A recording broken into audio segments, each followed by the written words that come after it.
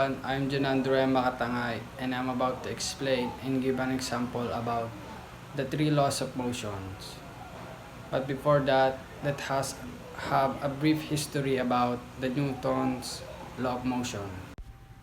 Sir Isaac Newton worked in many areas of mathematics and physics. He developed the theories of gravitation in 1666 when he was only 23 years old. Oh my God!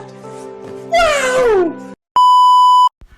And in 1686, he presented his three laws of motion in the Principia Mathematica Philosophiae Naturalis.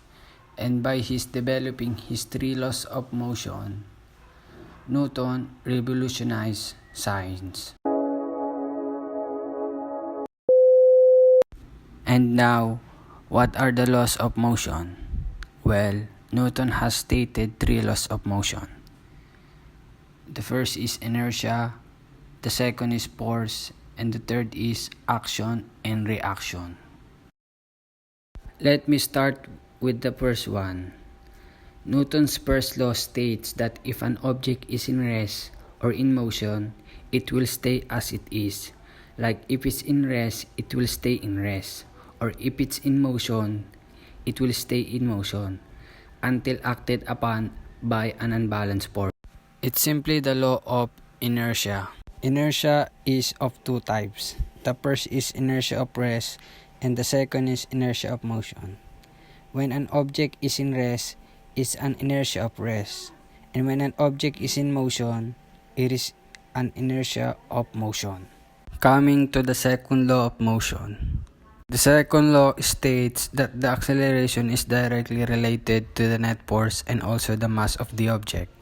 So here, we can understand that the acceleration of an object depends on two elements, the force and the mass. Last but not the least, Newton's third law. Third law states that to see every action, there's an equal and opposite reaction. And now, let me explain to you these three laws of motion with everyday examples.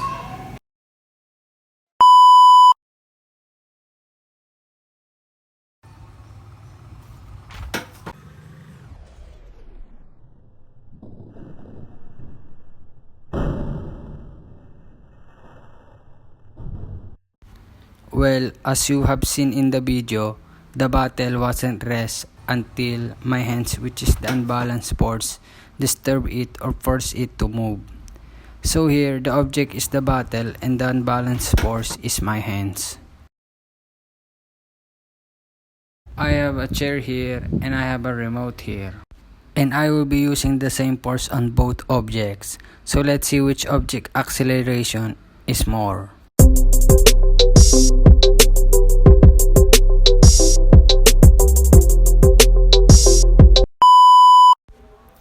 Have you observed?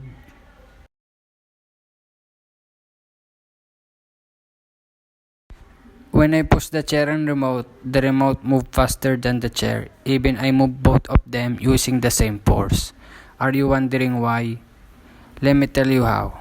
The mass of the chair is higher than the mass of the remote, so hence, it moved slower than the remote.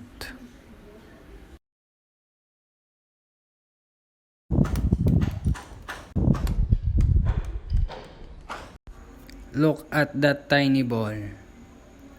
When the ball or object hits the ground, it has an opposite force which causes it to change direction and go upward. Yun lamang po at maraming salamat.